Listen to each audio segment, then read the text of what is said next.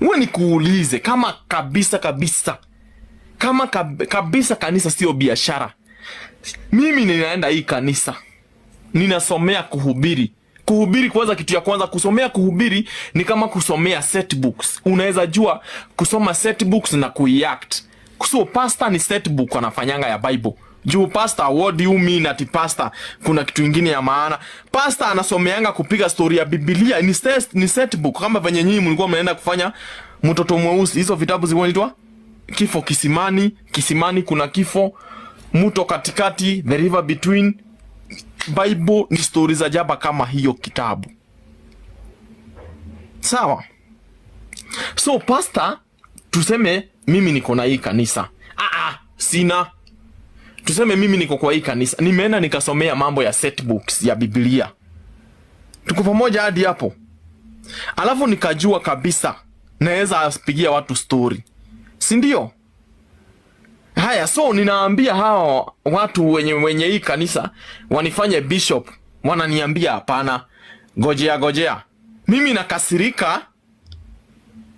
Tuko pamoja hadi hapo? Nakasirika ati juu sijafanywa bishop, ninakasirika. Kumbuka na hapa ni kwa Mungu nakasirikia, si hapa ni kwa Mungu. Nimekasirika, naenda nafungua nyumba ingine ya Mungu kama ile yenye niliacha, tena nafungua kubwa. Alafu naanza kuambia watu, sasa ule Mungu wa wale walinionea wivu, sasa Mungu sio mzuri, huyu ndio mzuri.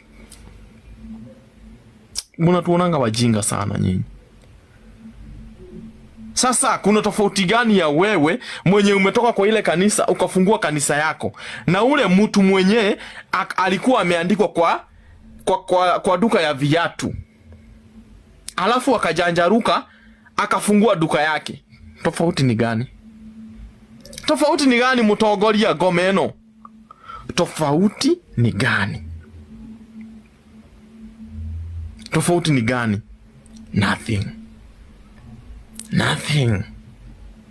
Lakini sasa ni wewe unataka ubebewe akili, uambiwe watu wenye waendangi church ni wabaya.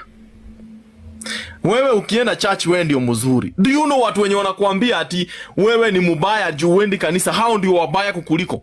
Because nyinyi watu wenye mnaenda kanisa mnaenda kutubu dhambi. Ni dhambi gani wewe unafanyanga yenye mimi sifanyi? Because mimi siwezi kuja kutubu dhambi zangu kwa kanisa yenyu ya takataka. Nyinyi ni waovu, sisi wenye hatuendi ndio wazuri. Hatuna dhambi tunafanya. Wewe kila siku nisamehe Mungu, nisamehe. Ni nini unafanya? Because wewe ni muuaji, mchawi mkubwa, mwizi. You are a thief.